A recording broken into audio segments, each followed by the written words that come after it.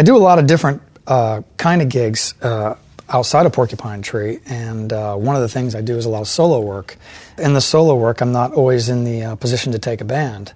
So I'll go with an acoustic guitar and do shows, and the RC20XL has become a big part of my solo performances. You know, I loop the guitars through it. For a while I was touring, I was looping. I had two of them. I would loop the voice in one and the guitar in the other. And it creates an ability to do more extensive things. I like to play lead guitar, solo guitar over some of the loops I set up. The other really big aspect of this for me is the ability to practice with it at home or on the road. I like to be able to lay a set of chord changes in it and then play against the changes, and then that developed into writing with it. I'd lay a section over it and sing melodies over it and with the guitar at the same time.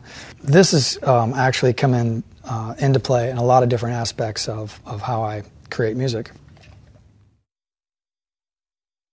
This is the DD6, and again, I do a lot of different types of gigs. It's nice to have a little tiny box that does all this kind of stuff. The tap tempo is a very important feature of this because, especially with the tree and some of the other things I do, tempo is very important. And being able to just hold this down for 2 seconds, dial in exactly the tempo I need, you're able to dial in exactly the amount of effects that you need.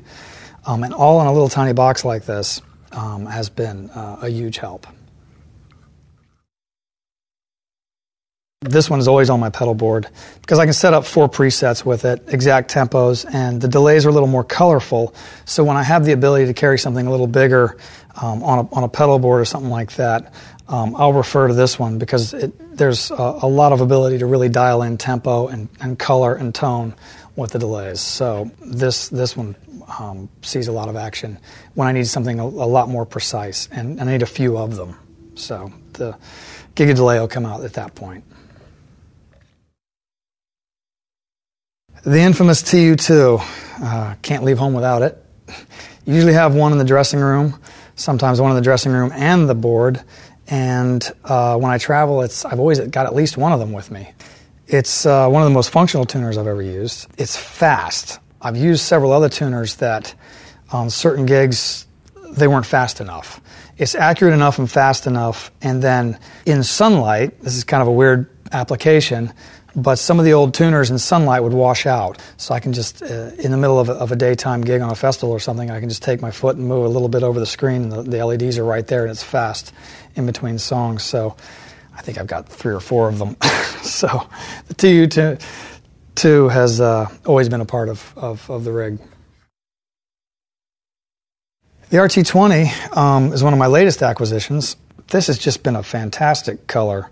I actually saw a lot of action in the recording of the new record. The ability to create a Leslie sound and dial it in precisely with tone, EQing, and tempo has just been a real benefit with this pedal. Not to mention its size. And again, with the new restrictions in traveling and freighting gear and stuff like that, size has become a real issue on the pedal boards. There's a limited space on the pedal boards. And so this has really come in handy, not only from a tonal aspect, an ability to be able to carry the tones with me because it's in a small box, it fits on the pedal board, it powers off the pedal board power, and works every time. It'll be on tour with me.